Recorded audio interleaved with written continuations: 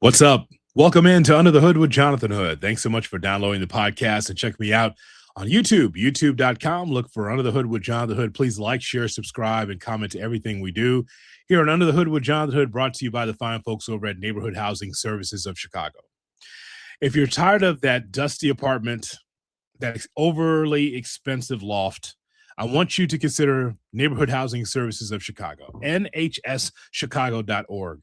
Let me tell you, my mother-in-law, when as a single parent, she was looking to purchase her first home. She was in a lot of apartments and trying to figure out, okay, what's next? How can I get my own home? How can I plant my own roots? She went to Neighborhood Housing Services of Chicago, and boom, they were able to get her first home because she walked through the process, learned how to buy a home, the lending process, everything else.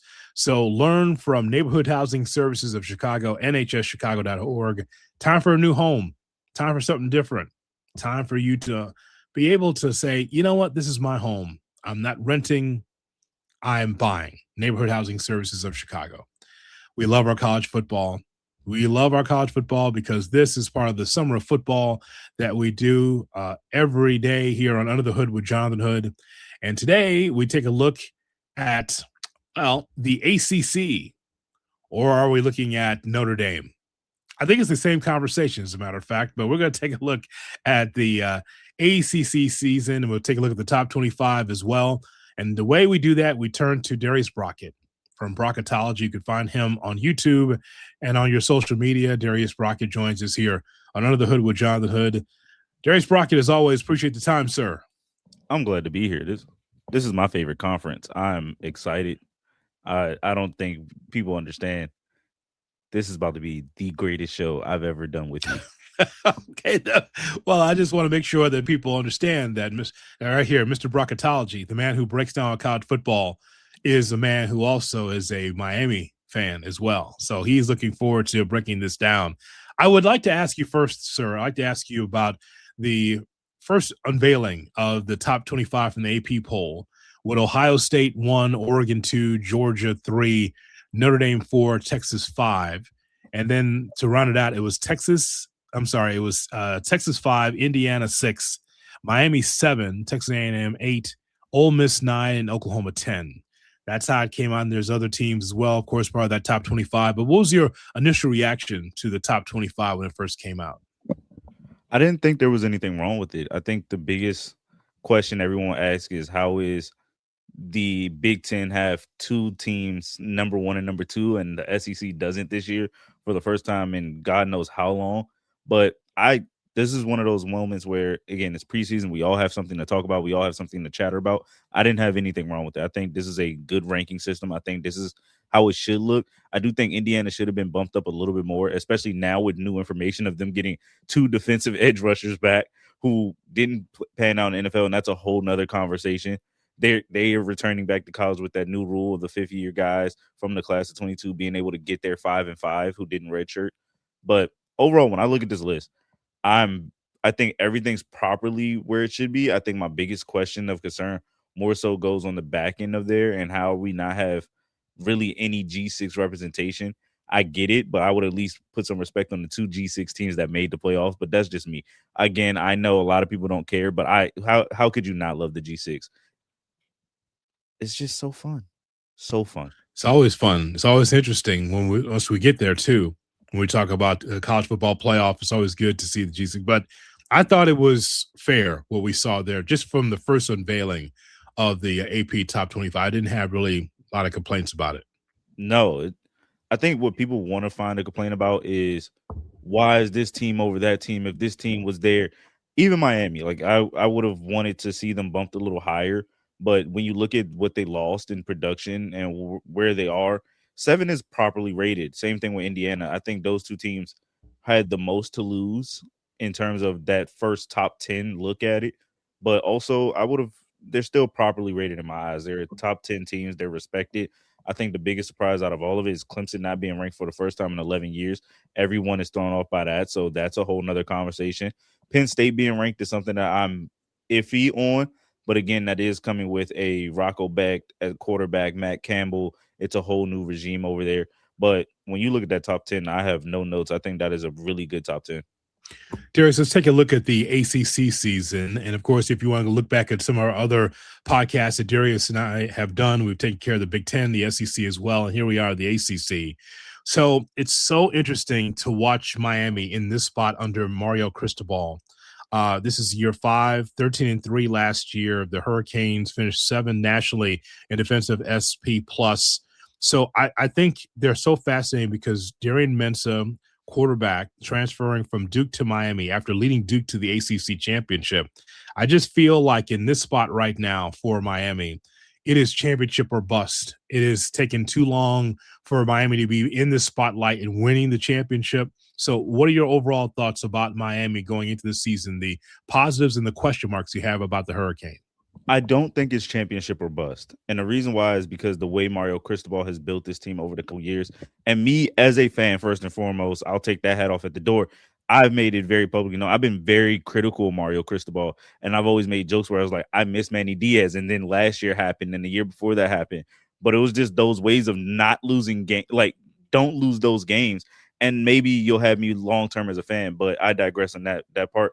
But Miami as a whole, I think, is in the best position possible to put themselves in the top conversation for the ACC. So far, we always heard it's them and then there's everybody else. I believe that the gap is wide, but it's not as wide as people think it is. Miami getting Darian Mensah, getting Cooper Barcade, the 2 Duke guys out of that transfer portal, and then going to have Mark Fletcher Jr. return, Malachi Tony. That offense is going to be primed and ready to go. Marquise Lightfoot on the defensive line, replacing Ruben Bain, Armando Blount, the transfer from Missouri, replacing Mesidor. They have the talent to do it.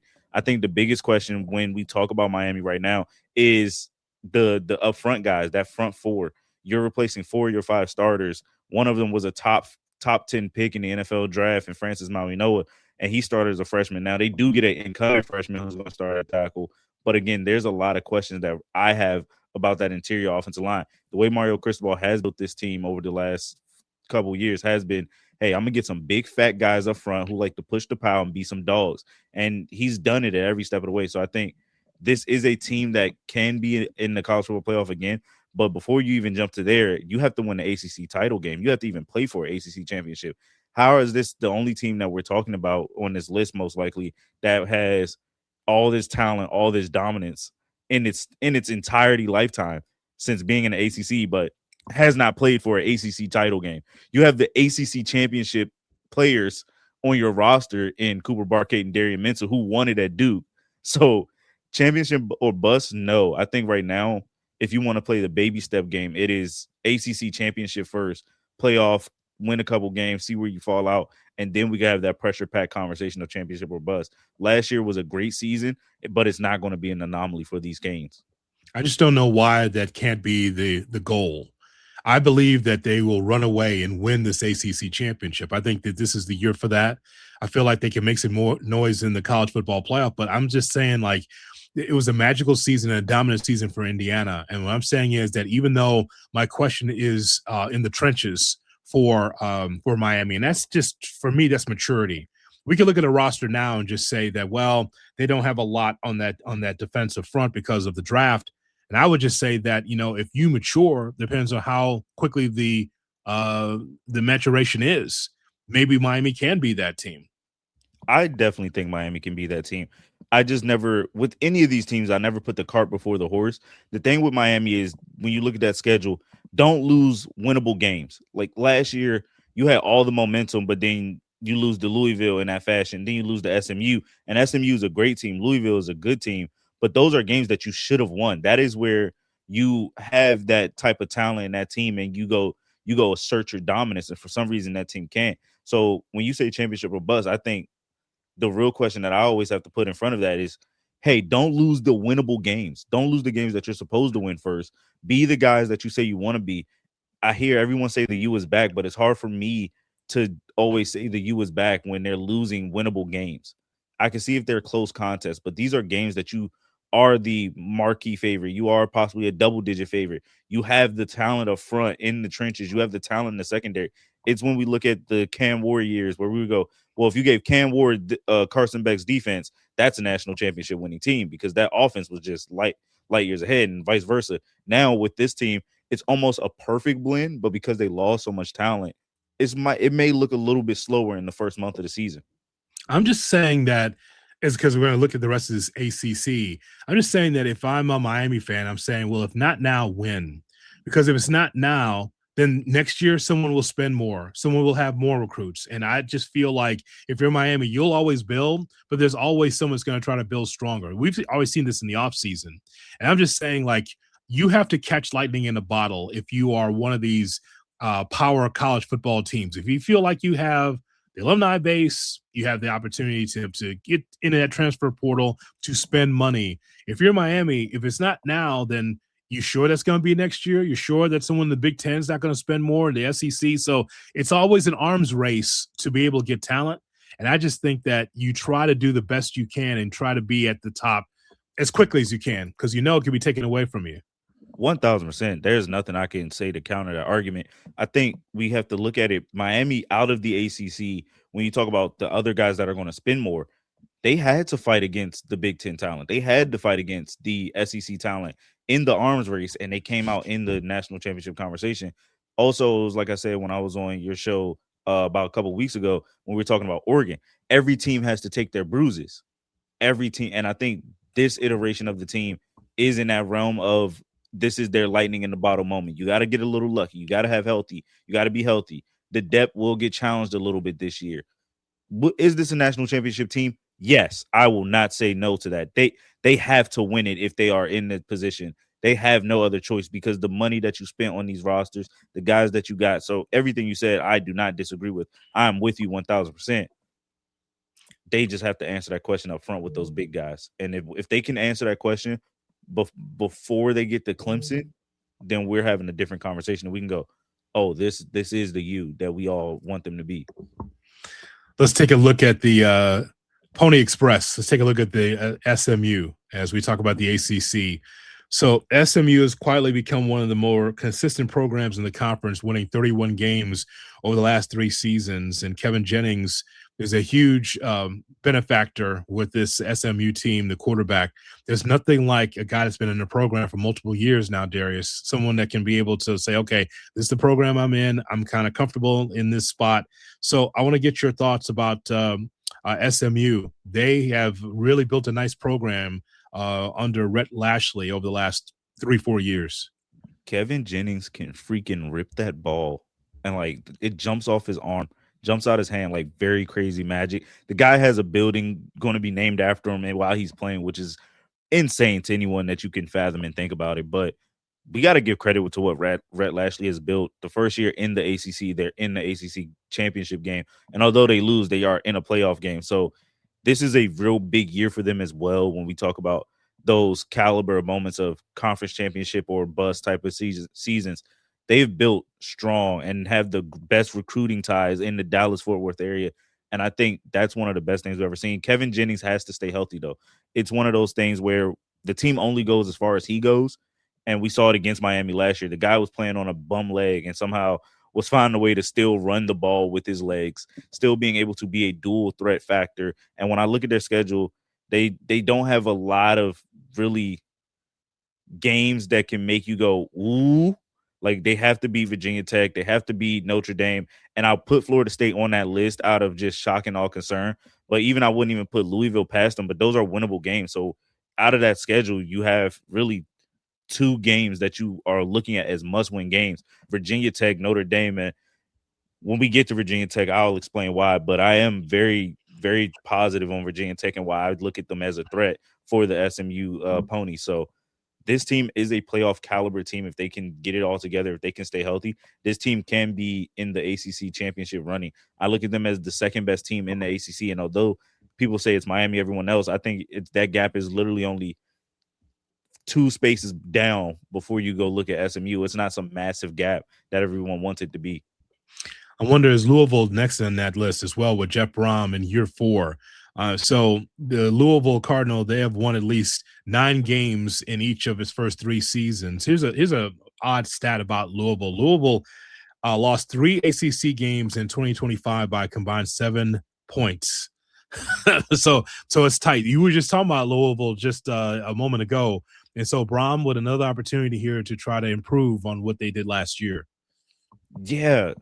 They have Lincoln Kingholtz as their transfer quarterback, and he's one thing Brom does not get a lot of credit for. Jeff Brom has done very good taking these transfer quarterbacks with 1 to maybe 2 years left on their college career, and he finds a way to turn them into exceptional college-ready quarterbacks, damn near NFL-level products that are ready to win games every week and week out. And you're getting him from Ohio State. It's going to be a little weird. It's going to be a little wonky. How well does he mature in that offense? But it really is going to stand behind Isaac Brown at running back.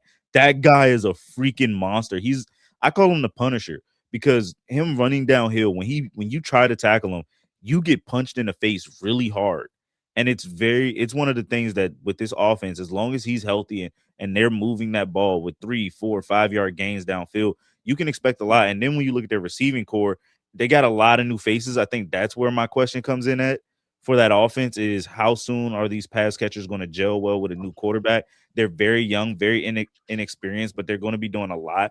But also they have one of the better transfer portal classes that they brought in with getting a lot of young talent. So it's the maturation of everything. How well is this marriage going to just work well and pair up? How fast can they get everything in sync? When you look at their schedule, they have to play Ole Miss, and that's going to be a hard game. Yeah. Even though it's a non-conference game, it still matters.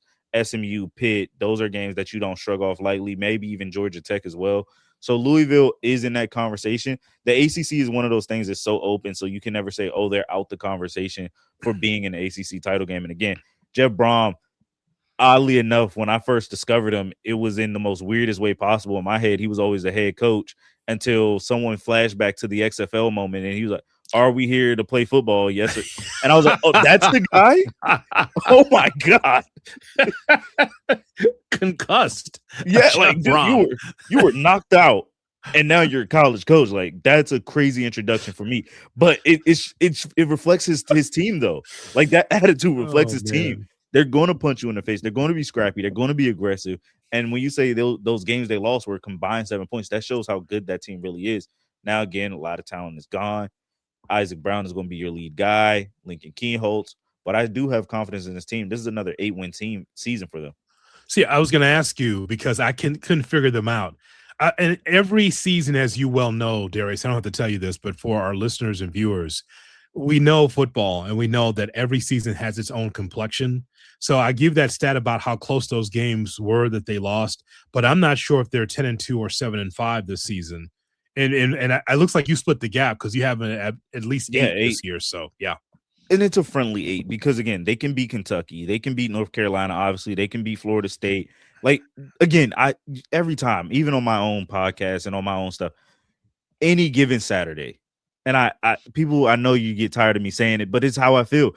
As much as I want to say, oh, this team is clearly the best, I'd be like, we got to see it on the grass. We got to see it on the turf because at any given Saturday, Louisville, the same team that should have got trounced by Miami last year, made Carson Beck look like the year before Carson Beck at Georgia with 4 interceptions before they go on their run.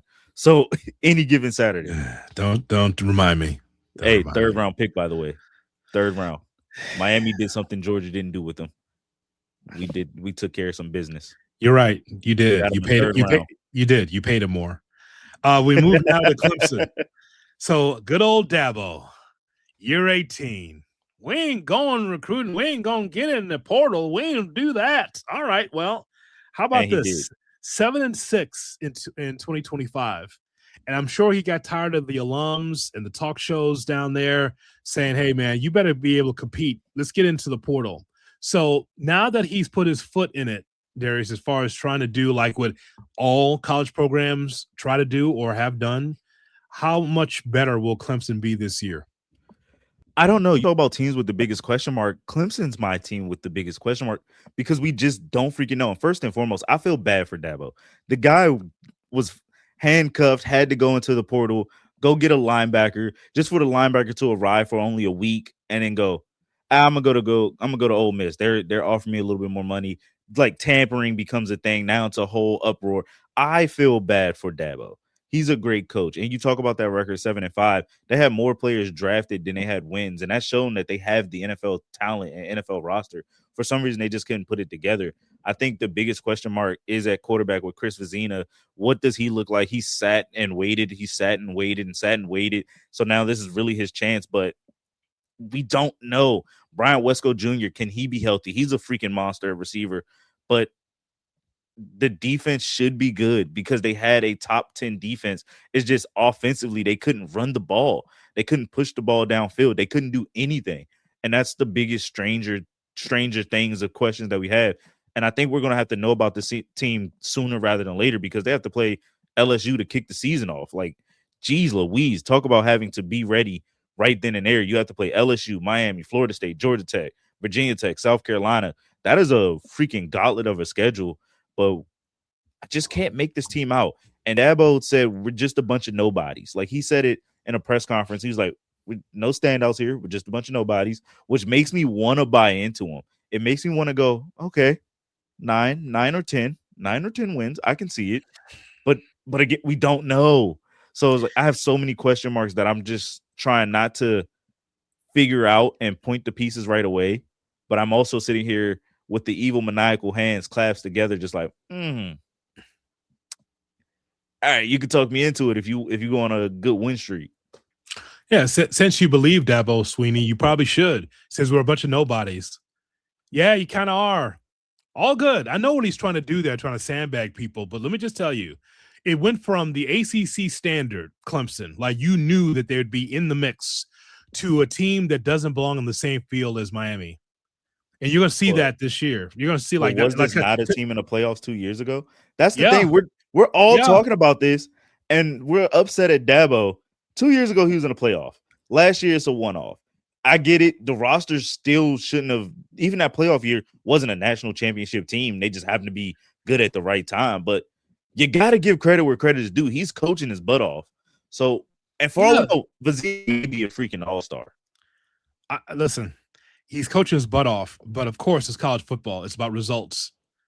It's what it is, man. And I just don't I do not believe that Dabo, because he puts his head down and he has these long speeches and he's affable with the media, that doesn't matter to me. I just feel like for him to be able to be up there and just cannot just go along with the flow about how college football is going as far as the portal and turn his back on it, man. You don't have years in which you could just skip just because you've been in football for a long time. He's not some tenured professor that you can't question. He's not. Oh, I agree. So what I'm saying is that he's got to show me that he can try to get back on top. I just feel like when we talked about Miami, you talk about Clemson, I feel like it's a huge gap. It's two different conversations to me. Now. Yes. And the weird part is right now I can't disagree with that statement because we've seen Miami just go up and we saw Clemson just stagnate and we haven't seen nothing else. And then they had that massive fall off. So I can't argue that and say it's wrong. That's why when you talk about question marks, I'm sitting here like everybody, shoulders up, making the I don't know face every 5 seconds. I want to believe in this team. Tate Reynolds could be the starting quarterback by week 3, week 4, and then the offense is humming. Or the vice versa, the offense could be slower. We just don't know. Like the defense, I believe in. They have a lot of returning talent on the defensive end. They got some defense alignment out the portal. So he did go portaling. He got some good guys. But his linebacker position is one of those ones that we want to believe in because the veteran talent. But then when you had a guy out the portal go to Ole Miss who would have been your green dot, for those who don't know, would have been your Mike linebacker, that changes a lot. Because how fast can the younger guys pick up the defense? I don't know. I want to sit here and say, oh, they're a 9-win, 10-win team. They could be an 8-win, 9-win team. They could be a team that's barely scratching the New Year's Six, or they could be a team that's playing in the Duke's Mayo Bowl or the Military Bowl or the Gasparilla Bowl. Yeah. I don't know. I wish I knew. I wish I could tell everybody, bet the farm on Clemson like we usually do back in the past. Nope. Sorry. No, I can't do it either. We should go to Blacksburg and talk about Virginia Tech. So how about this, Darius? I wasn't the biggest James Franklin fan as far as personality, but I cannot deny the results because that's great stuff that he did at Penn State from a one-loss standpoint. The big game, it was always tough for him. But I feel like James Franklin, fresh coat of paint, Virginia Tech, blank canvas, can be able to do something at Virginia Tech. I know you want to talk about them, but I feel like away from Penn State and that pressure cooker, right? You it don't matter what you do, you'll never be as big as Joe Pa. I feel like he could No. do something here. And you know the weird part is, Hmm. I believe he can do it in year one. Yeah. I'm high on Virginia Tech, like freakishly high, and I know everyone is very bullish on him. But you're getting a guy who got fired for averaging 10 wins a year. Like that's what's coming to Virginia Tech. That's what's coming to Blacksburg. A guy that averages 10 wins. Now I know when you look at that roster and you go, "Oh, it looks like a band of misfits." Remember that freshman class that is at Virginia Tech would have been at Penn State. So that's a top 15 recruiting class just with freshmen alone. Then you add the Penn State guys who transferred out of that program to come to Virginia Tech. Make that even more of a top 15 class. It's I have so many questions, but I think all the answers get solved. You look at Ethan Grunkemeyer at quarterback, who started at Penn State on the back end when Drew Aller got hurt, and oh my goodness, the guy's arm is amazing. He has a chance to be a superstar. He uses his legs. They will have some receivers there. The question that everyone will ask is, what is Brent Pryor going to do as the defensive coordinator? Like, why would you bring him back? But I think that's even good as well, because that was Coach Pryor's claim to fame, was having an aggressive defense. That defense should be able to maintain and still have consistency at that. It is going to be a consistent defense versus a defense that we saw that has to get readjusted to a new lingo and new verbiage all over again. I am very, very high on this team. Do I think they're a college football playoff team? No, not at all. But do I think they can finish fourth in the ACC? Do I think they can possibly put themselves in a conversation for the ACC championship when we get into the back end of November, December? Yes, I do. And I know it's weird. I know it's weird. But when I look at that schedule, you have Clemson, you have SMU in those late season matchups. You got Miami. Those are 3 games that you either have to win or make it look really good. I think they can beat Clemson. I think they can beat SMU. The only team I don't think they can beat right now is Miami. And we saw how that game played out with some of those guys last year. But when you look at this team, when you look at the recruiting class, when you look at what's going to be on the field, Ethan Grunkemeyer, the run game, the pass game, it has potential. And I know I sound mad. It sounds like how I talked about South Carolina. And gosh darn it, it is. Gosh darn it, I am. And call it whatever you want. I think they can be an ACC contending team by year one. That's strong. That's really strong for James Franklin. That's for sure. There's a number of other teams we want to talk about. But just one more, and then we're going to kind of look at the big games in the ACC. And then, of course, we got to talk about someone who's ACC light, and that'll be, of course, the Fighting Irish in Notre Dame. We'll get to them in a little bit. Virginia, that was fun, Darius. While I'm watching Miami and my mouth is open and my eyes are open, like, wow, look at Miami. Like, look at this team. They could do it this year. And it's like, wow, that's aesthetically pleasing football from Miami. Then I'm watching Virginia over here on monitor 3, right? And I look over, I'm like, damn, look at the improvement. So from a points per from an offense standpoint, you were in the low 90s, almost 100th in the country in offense. You went to 56th. You go from 86th to 19th on defense. The defense is the thing that stood out to me the most about this, but a huge improvement for Virginia. I'm just wondering, is this real for 2026? Can they keep that momentum going? Because that was some entertaining football from Virginia that I was watching. I think the biggest question is, like you said, can they show that this is real? The 11 wins is now going to become something that used to be a fake thing, but now can be very real, especially when you were able to put yourself the front runner of the ACC last year because of how everything played out, and just to fall to Duke. You have to win those games and win convincingly. And it starts with Bo Pribula that you get to transfer in. It starts with having a receiving core that is going to be a little sketchy because, again, another set of guys that's very inexperienced and wanting to do some things. But Tony Elliott has developed talent. That is one thing he's done very well with his roster, is have these guys ready to play every single week, week in, week out. Schedule-wise, I'm not sure. Again, they avoid like some major games against Miami. They have NC State on the road. They have SMU in October and then Virginia Tech. So those are winnable games. I don't know if we can say that's here to stay with them being a 10-win team consistently, but I can also put them in a 8-4 conversation, being somewhere in that middle of the pack. The thing about the ACC is those middle of the pack teams either have a chance to be really freaking good or really freaking bad. Yeah. It's a light switch. And that's where they've always sat with me, is what type of team are we getting? Defense will definitely be the anchor. You have Cam Robinson, who's going to be phenomenal. when it comes with that. The linebacking core is going to be really good. They're going to be very aggressive. But to answer your question in that full, complete statement is, who are they? It is we will have to see, because they're not going to be a team that can win every game by 2 touchdowns or 2 scores. Some of them are going to be grind outs.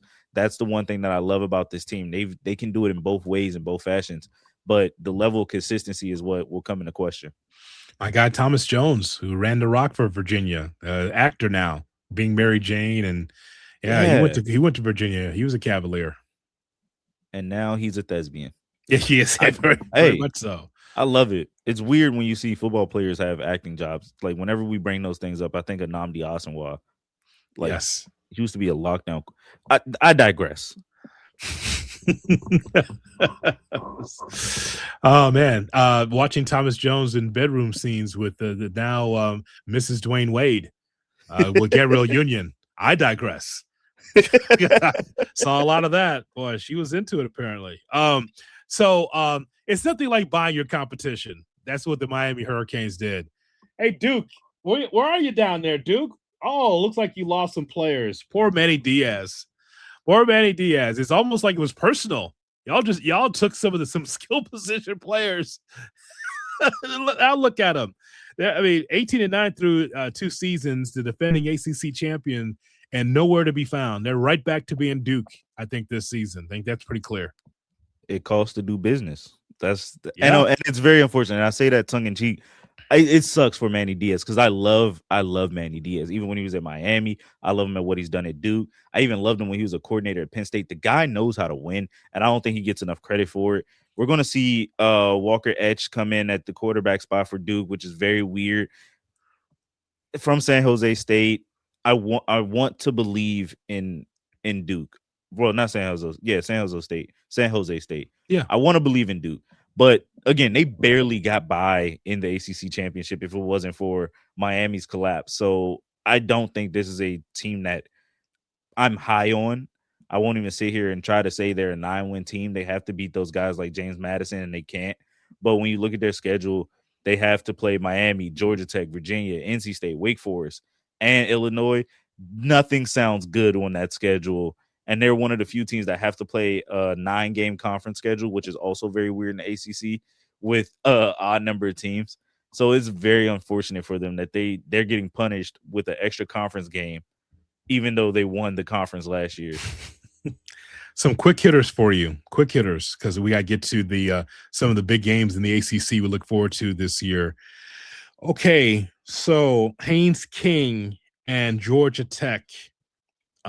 Your thoughts on them quickly. I love Georgia Tech. I think the weird part is now with Haynes King gone, I think Little Mendoza, getting Alberto Mendoza and being named the starting quarterback early is going to be very crucial to what they do. We know he can run the ball a little bit. We didn't get to see a lot of Little Mendoza, but it's going to be fun. I think the run game is still going to be very much part of their offense. I think this year they now flipped the philosophy of now leaning heavy on that defensive side of the ball, having to do a lot more stops. But that back half of the schedule is Pitt, Clemson, Louisville, and Georgia. That's kind of hard to get over. Are they going to win the ACC? Probably not. But again, another 7-5 or 8-win season. Could you put yourselves in that conversation of 9 wins? I can agree. Roller coaster NC State, CJ Bailey and the Wolfpack. Started off 4-4, finished 8-5, but that's a name that we got to keep our eyes on. CJ Bailey will run all over the field. He will, and you talked about development with Kevin Jennings at SMU. CJ Bailey's the same way. Stayed in the system where after the end of last year, he talked about how people were calling him and wanting to see if he was going to hit the portal and things like that. I think they have a very easy schedule. They have one of these soft schedules. When you look at it, Vanderbilt, Duke, Florida State, they don't play Miami, SMU, or Clemson. So they have by far one of the best chances to get 10 wins. And I believe in Dave Doeren and what he does there. I think they could be a 10-win season. They could be a team that we could see in a New Year's Six Bowl even.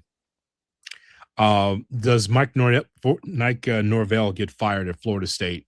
13-1, 2-10, 5-7. Fired? I hope not. He's a good coach, but he hasn't done what a lot of coaches need to do, and that's win and develop the young guys that's on that roster. One of the things that he's lacked a lot has been recruiting and having to go to the portal. And I think a lot of us are still holding on to that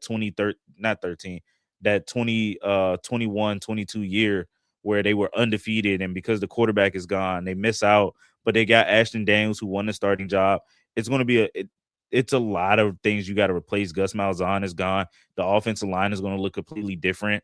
It just depends on how they look when they come out and play Alabama. I think that'll be the game. And I know that's early. It kicks off the season for a lot of people. Seeing how that game is played out, it'll tell us everything we need to know where the mentality of this team is at, because Mike Norvell has the chance to be a good coach, but he also has a chance to be gone. The real question is Florida State going to pay that buyout this year, or are they just going to let it rock depending on what type of coaches that come hot and new names that we're going to see on the board? I think that'll be all from Mike Norvell, because it's not our thoughts on Florida State. It's how Florida State people and alums look at the program. See, there's programs like Florida State and Nebraska and Penn State that feel like that they should be at the top every single year. There's a lot of programs like that, but I'm just talking about the programs that have been dry, that have not been able to win a championship in a while. And I just think that if you're not Miami or SMU or Louisville or even Clemson, we talked about, if Florida State is not in that echelon, it's over. That's just it. Like, if they feel they should be at least in the top four, we went 30 plus minutes. We haven't even got to Florida State for a reason. Is because we don't see the upside like we do with those other top teams. In order for Norvell to save his job, they have to go bowling. Wow. Six wins is the threshold, and that's saying a lot. And like you said, the fan base will look at it and go, what the heck are we paying you all this money for? Well, he shouldn't have got that extension when he only, after just going to the college football playoffs one year, and then, or attempting to go to the college football playoffs one year, and then when the whole Nick Saban retiring, you're offering this man an extension after the year you guys had, and it wasn't even the best year, but you're doing it so he doesn't get enticed by Alabama. Now you're more in the hole. It's just, who's going to cough up that money? I think that's the biggest scary thing. We're in an age now where, are you coughing up the money to get rid of a guy? Are you coughing up money to keep a guy? Or did you find the right guy? Either way, you're going to be in a hole. And I always look at LSU right now, where Ed Orgeron was still getting paid when Brian Kelly got hired. Brian Kelly's going to get paid while Lane Kiffin is on that roster right now. And we could possibly see the same thing in about 3-4 years if that doesn't work out. So if you're those athletic departments, you got to be more cautious how you hand out those contracts. You want to go viral? Sure. Okay. Does Bill Belichick last the season at North Carolina?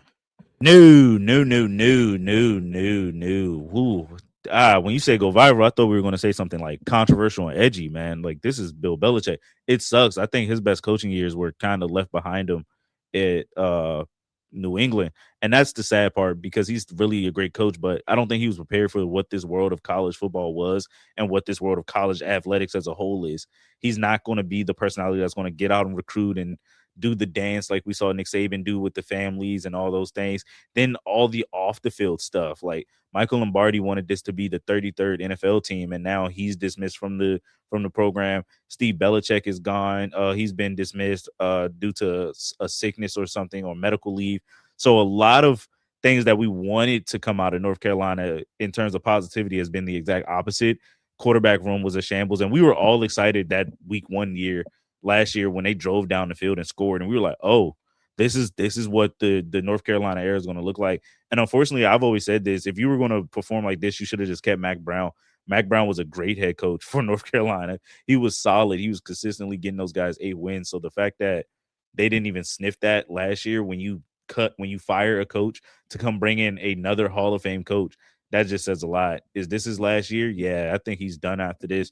But again, his buyout's not as heavy as people think it is. Granted, $40 million is $40 million, but I'd rather that than a $70 or $80 million buyout any day if I'm one of these programs. And you're a middle of the pack program at that. You're a basketball school. Like, you swung and you missed. And that's just one of those things that you got to live with if you're the North Carolina faithful. If you are Bill Belichick, you have all the confidence in the world because you got a great resume from the National Football League. But you thought you could just walk to North Carolina, walk into the door, and just be able to dominate as a 33rd team in the National Football League, in college football, whatever, right? Bill Belichick And this whole situation has been a joke. It has been. Yeah. It has just been unfortunate to watch Bill Belichick go in. And I'm not saying that he destroyed one of the great college football powers, because North Carolina is not. It never has been. However, you've gone backwards as a school because you have a guy that's up in age, that knows about the National Football League, but knows nothing about coaching college players. Anytime you hear the whispers around Chapel Hill about Bill not really working and talking to recruits, not working with the parents, kind of ignoring people. This is not the NFL where you could just be into your office in Foxborough and close the door and just try to scheme up for Sunday. It's a whole thing where you have to be out there to be able to talk to people, talk to parents, talk to recruits. It's a people and business. he doesn't do that, Darius. So he's going to get what he deserves. He's got his boat in Nantucket. He's got his hot little girlfriend and all that. That's great for him. But as far as the football program is concerned, he's not doing enough to help North Carolina, and he won't be around to be able to help North Carolina for the future. So happy retirement, Bill Belichick, after this season, because that'll be all. Most likely. Again, college athletics is a people business, and when you're not a people person, you have the chance, you have times to show you can rub people the wrong way. And I think it sounded good in the moment because we're like, we know what you can do, we know what your defenses can be. You've done it in NFL with lesser talent, but this is college where you can't do that with lesser talent. You can't take a 2-star guy and make him into a 5-star guy, because that's just not how it's going to work here. Someone's going to pay that guy to go leave. And unfortunately, yeah, I believe this is the last year we've seen of him, unless it's a grace period and they let him get one more under his belt. But I don't really see it happening. Let's take a look at some of these games here for the ACC. Do you have November 7th open on your calendar? Anything you're doing there on that day?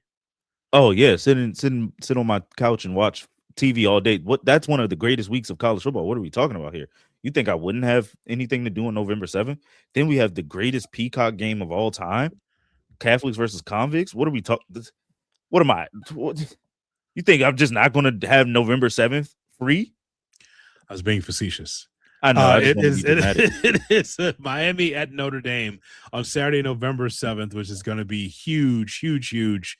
Some of the other games, just to see Clemson against the U in that spot as well in October. Virginia Tech against Clemson. We just talked about Virginia Tech before with James Franklin, to see what that looks like against Clemson. We've got Florida State. That is the Mike Norvell beat the legend and Dabo Swinney. SMU, we just talked about them earlier on in this podcast. SMU against Louisville in September as well. So a lot of big games in the ACC, but none bigger than November 7th.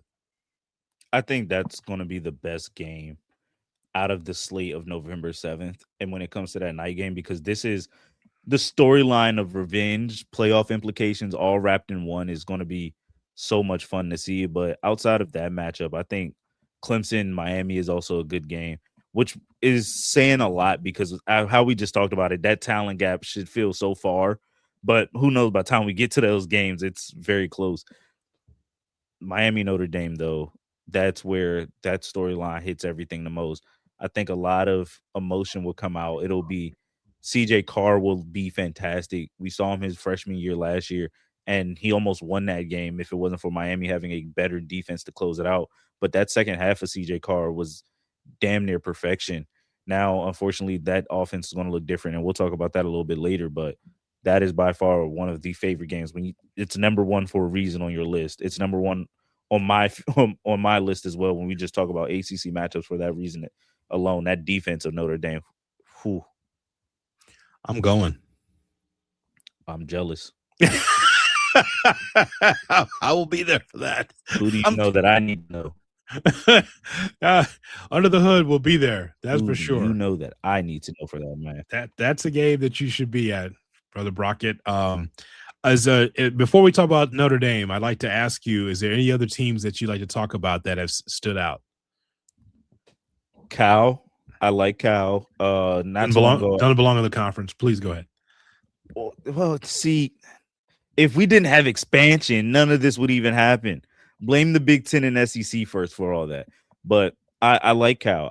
They're not a They're not going to be in the college football playoff. They're not going to contend for the ACC championship, but I do think we're going to see more improvement. They go get a new head coach in Tosh Lupoy, who was the defensive coordinator at Oregon.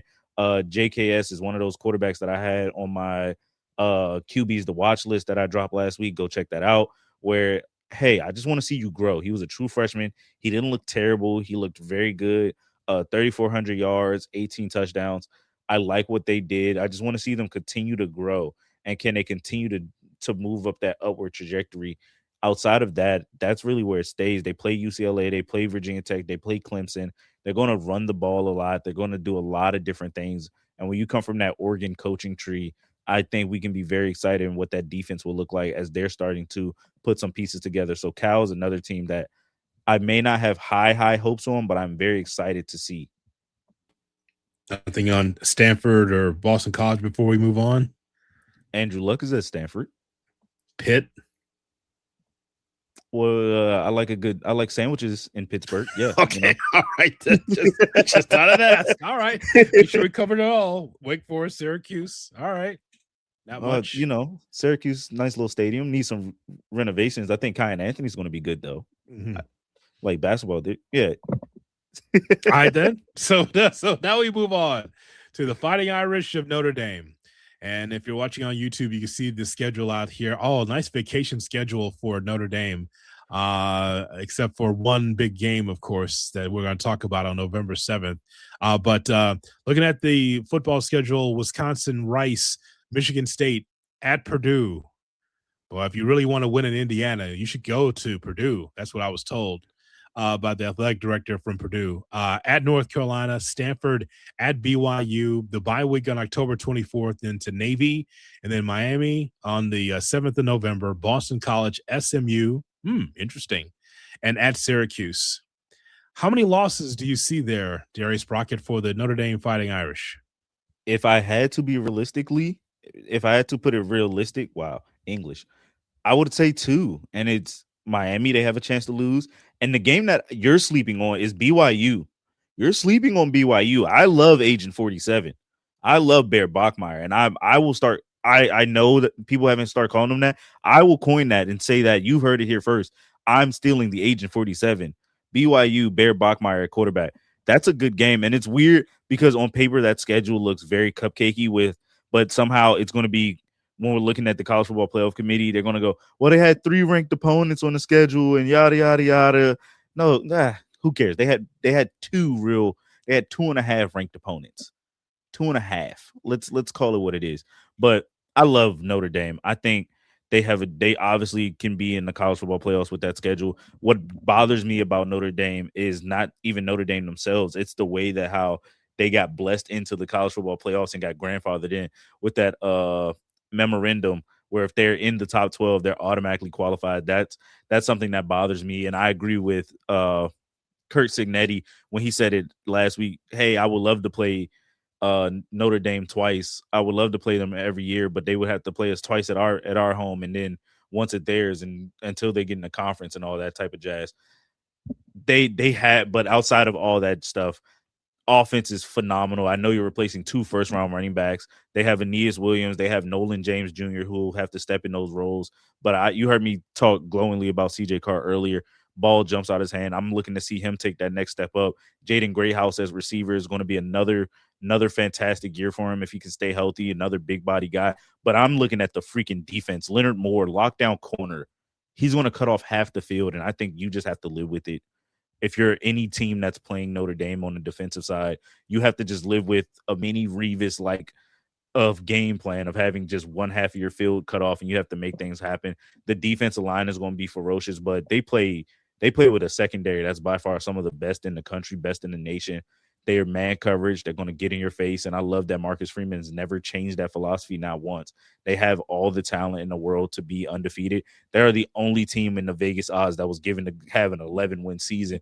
And clearly, when you look at that schedule, it's built that way for a reason. But Luke Reynolds at tight end, they have a receiving room that's constantly growing with Quayshawn Brown and things. I cannot speak glowingly enough about Notre Dame and what they can do when they're playing at their best. When you look at that schedule, obviously they should win every game any given Saturday. But out of those 2 games that we highlighted the most, Miami and BYU, they should have an easy walk in the park because who are you really scared of? Rice? Are you scared of Michigan State? Navy may give them a run for their money in the first quarter just because all the time that they're going to take in of taking off the clock. But Yeah. once you settle in, you're just like, okay, it's another game, and Notre Dame could easily waltz their way into the college football playoffs. I think the fun part about this is because they have two ranked opponents on that back end of the schedule that can really shape up their college football playoff performance. Because let's say they beat Miami and then they lose to SMU, that's going to be a bigger knock on that schedule versus them beating Miami. Or if it's flipped the other way, they have to at least go 2-0 or 1-1 in those games to really cement themselves in the college football playoffs. CJ Carr, you were talking about, helped the Irish win 10 consecutive games last year, 24 touchdowns, 2,800 passing yards. Where do you place CJ Carr amongst the best quarterbacks in the country? That is a loaded question because I don't know if I have him at top 5.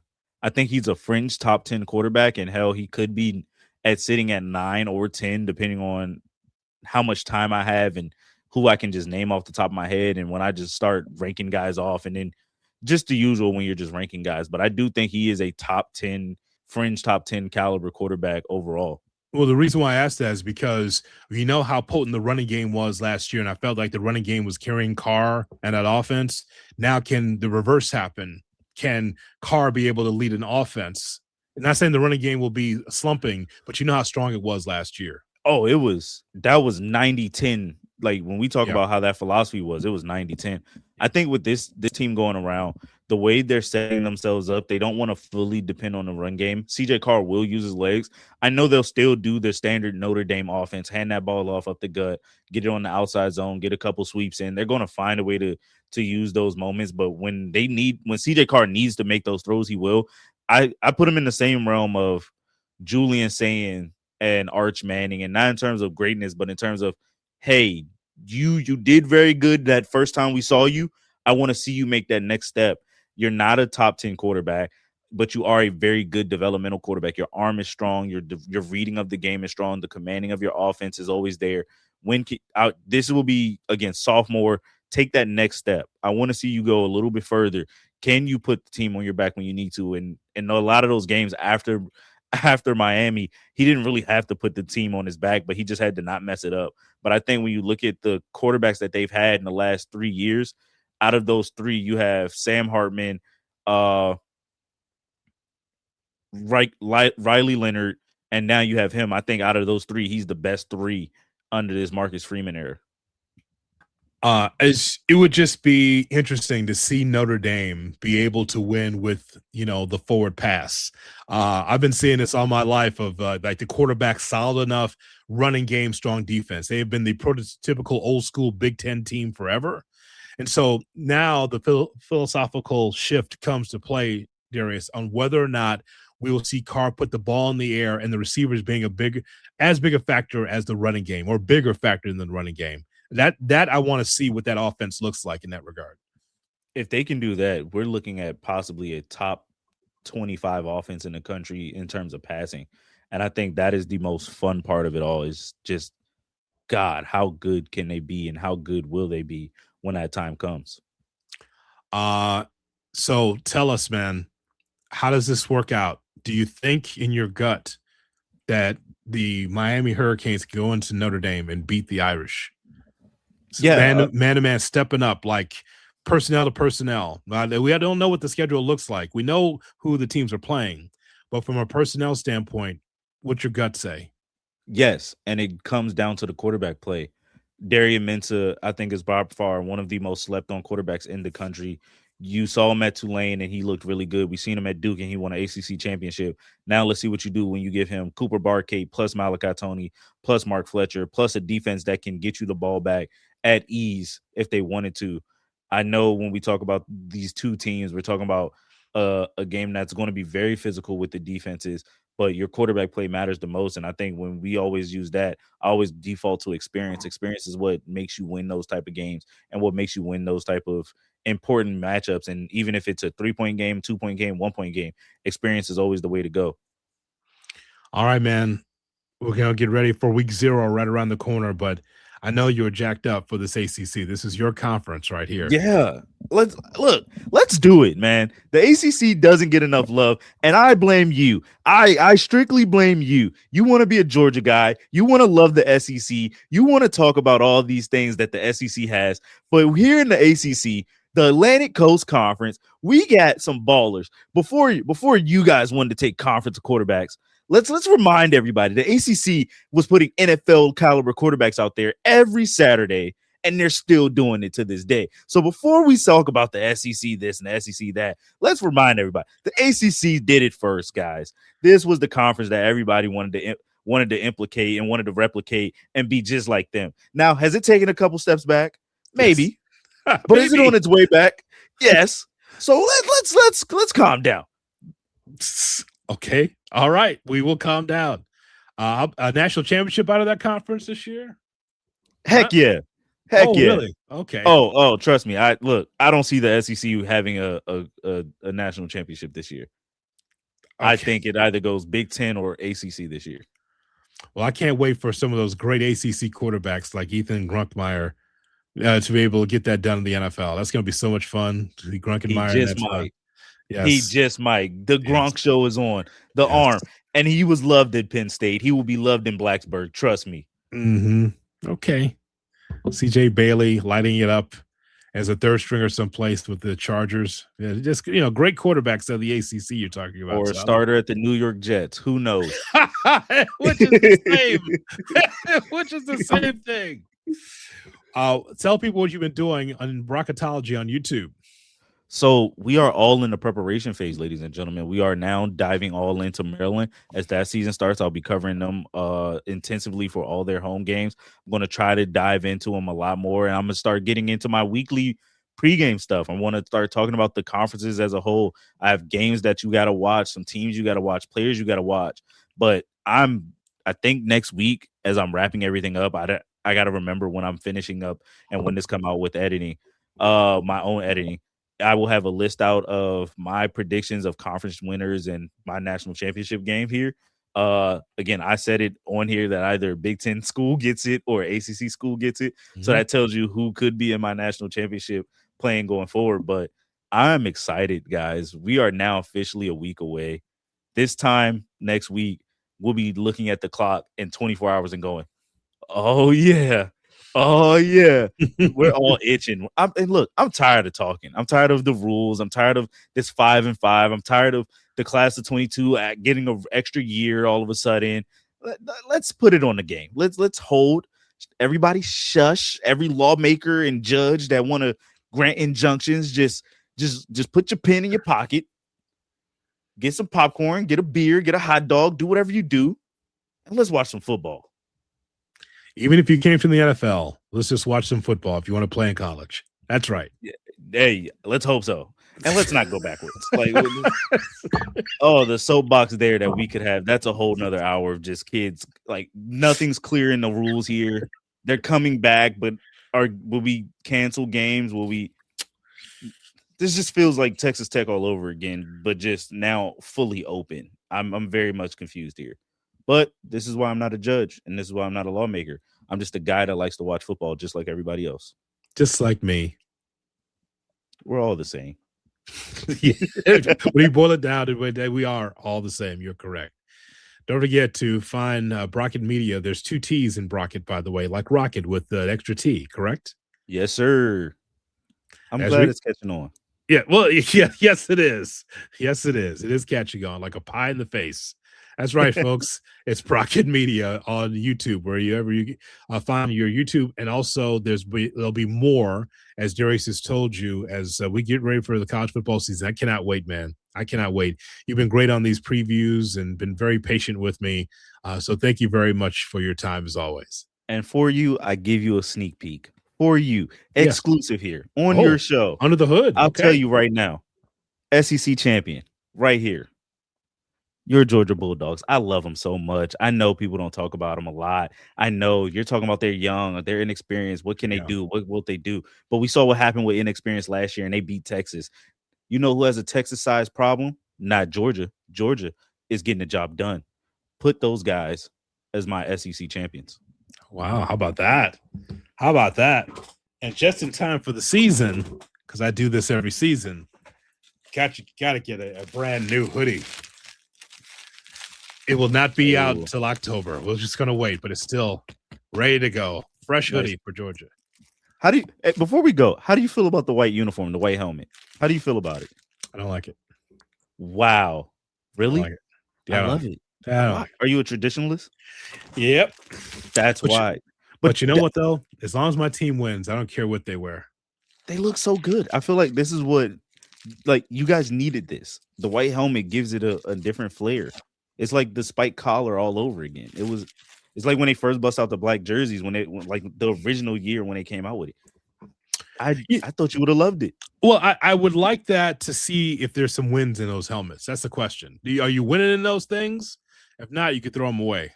Well, they're wearing them against a G6 school, so it should be a win in those things. Well, we'll see. Let's start it off. Let's start the tradition off right here, ladies and gentlemen.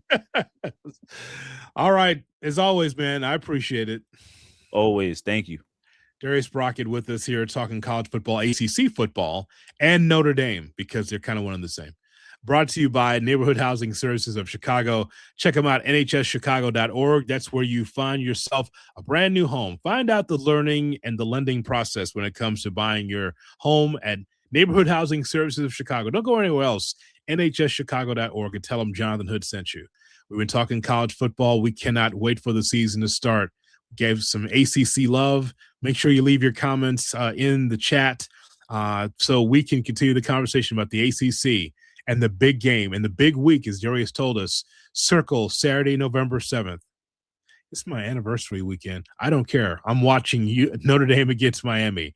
And don't forget, all the college football conversation, the best of it is right here on Under the Hood with Jonathan Hood. So long, everybody.